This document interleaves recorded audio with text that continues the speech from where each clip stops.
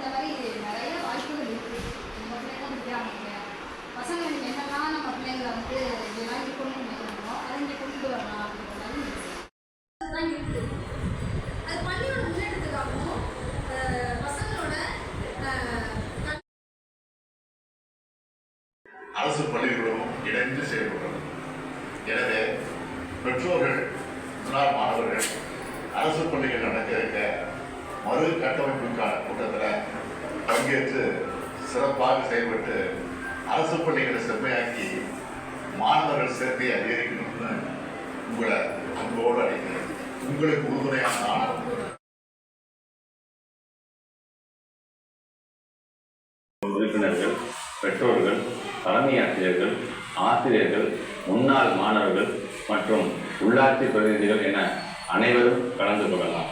கட்டாய கல்வி உரிமை சட்ட ஸ்கூலு அருமையான ஸ்கூலாக இருக்குது.